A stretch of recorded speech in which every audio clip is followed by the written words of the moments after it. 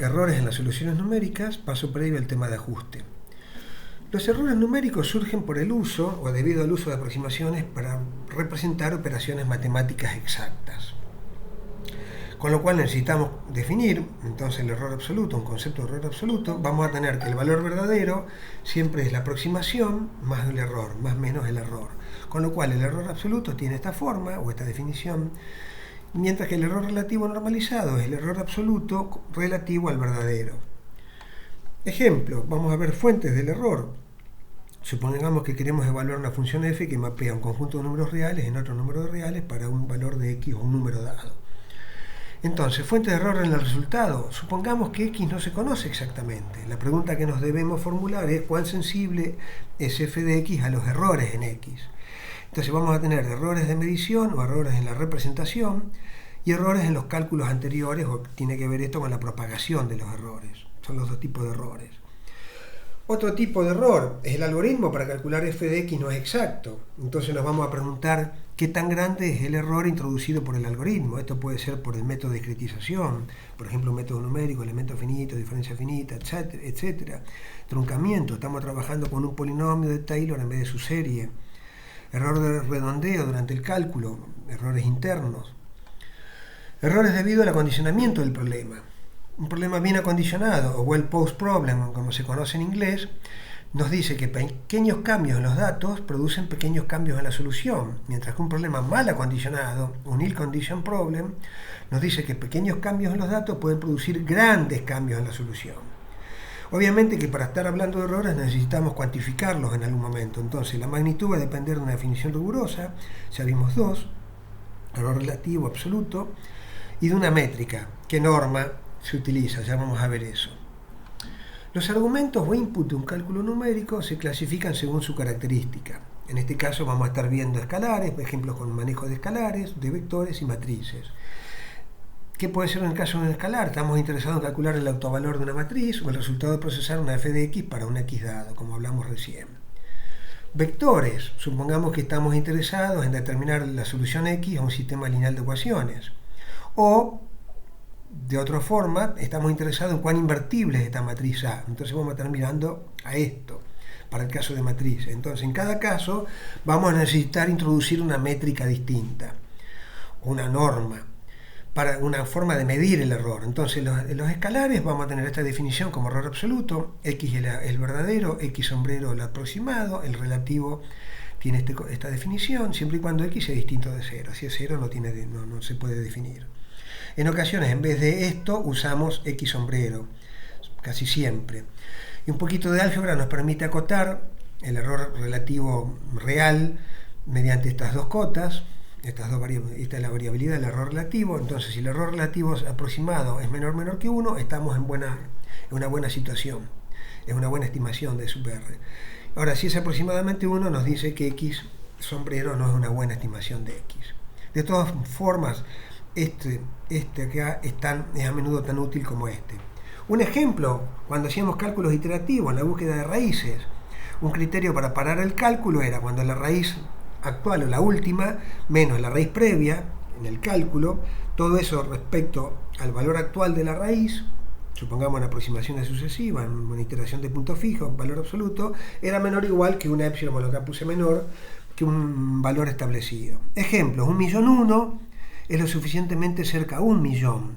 Tenemos un error absoluto de 1 por un error relativo de 10 a la menos 6, porque es 1 sobre 1.000.000. Ahora bien, uno diría, está cerca de 1. Bueno, discutible, justamente vamos a ver por qué es discutible. Porque el error absoluto es igual que el valor del ejemplo anterior, pero el relativo es 1, es 100%, mientras que antes era 10 a la menos 6. ¿Qué nos dice esto? Que el error relativo es una representación más cabal del error. Una aproximación x sombrero tiene k dígitos decimales significativos si se cumple esta condición. El error relativo es menor que 5 por 10 a la menos k más 1. Y vamos a decir que los primeros k dígitos de x sombrero que siguen a su primer dígito no nulo son los mismos que los de x. En el ejemplo anterior teníamos 10 a la menos 6, el error relativo, esto es menor que 5 por 10 a la menos 6, con lo cual 5 más 1, k es 5. Fíjense, después del primer dígito no nulo, 1, 2, 3, 4, 5, y acá aparece el error. 5 dígitos significativos. Otro ejemplo, esta representación del número e, este es el valor exacto, acá sigue una cadencia infinita, 81, 82, 81, 82. El error relativo es esto, que es menor que 5 por 10 a la menos 3, porque esto, ven, esto es 6, así que tenemos que ir hasta subir un orden de magnitud acá. Dos dígitos significativos nos dicen, ven, 271, 271. Concepto muy importante.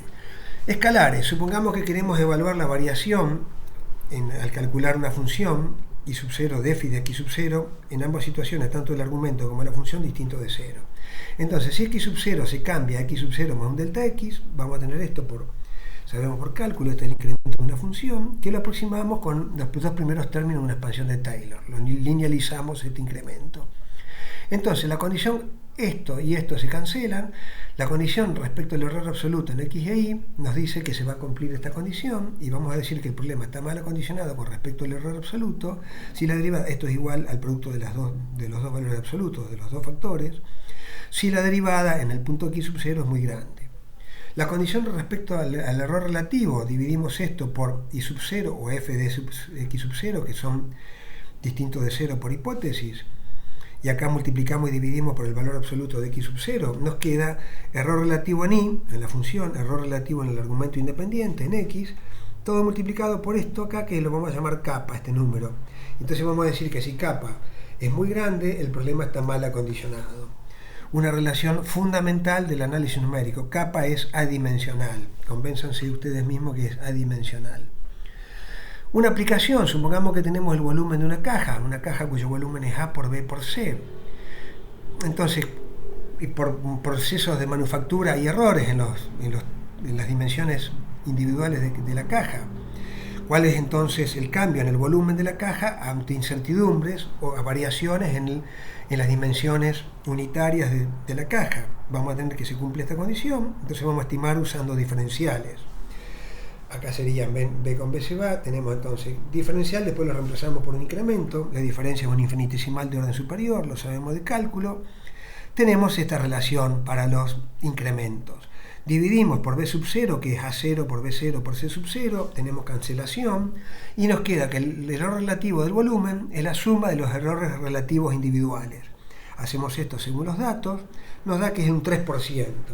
Este 3% por 50, fíjense, porque 5 por 5 es 25, por 2, 50 centímetros cúbicos, el volumen nominal, nos da una variación de 48.5 y 51.5. Y esto es lo que hacemos en ingeniería. En ingeniería siempre queremos controlar el intervalo de variación de la variable de interés. Casi nunca vamos a conocer el valor exacto, pero sí vamos a tratar de controlar el rango. Es fundamental. Problema más condicionado, supongamos que tenemos el problema de valor inicial siguiente, una ecuación diferencial de primer orden, muy sencilla, igual a esto, con esta condición inicial, U0 es igual a un tercio. La solución es muy elemental, cuya propiedad o característica es decaimiento exponencial. ¿Ven? U tiende a 0 a medida que T tiende a infinito. Ahora bien, no es posible representar un tercio en forma exacta por el sistema binario en una computadora. Entonces la condición inicial va a tener, bueno, más o menos una perturbación, un épsilon que es muy pequeño.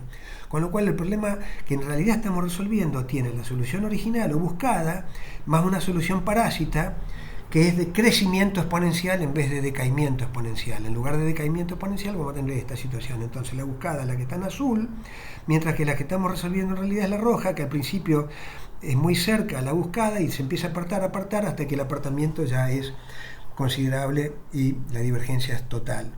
Bueno, vamos a dejar acá esto como pantallazo.